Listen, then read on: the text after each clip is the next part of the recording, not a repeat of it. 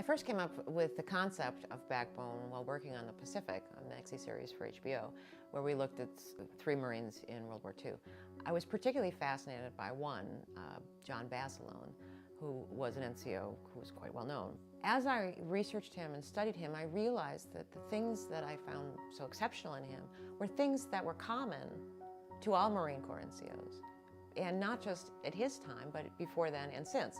All of us can learn to be small unit leaders, and it's useful everywhere, whether it's something at work, whether it's your church group, whether it's how you volunteer or how you raise your kids. We're all small unit leaders at some point.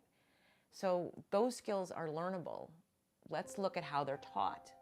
We're in the places where it's successful and see how we can apply it ourselves. Leadership, especially small unit leadership, isn't something that a select few are born with. All of us can do this. All of us have these abilities in us. It's evoking it. It's not creating something new. All of these NCOs in my book are quite different. Some have college degrees and advanced degrees. Some never graduated high school. Some were born in foreign countries and didn't speak English until later in life. All of them were different. Some were very poor. Some were very privileged. None of that matters. What matters is that they chose to follow this, to learn these attributes, to develop their leadership potential, and we all have it.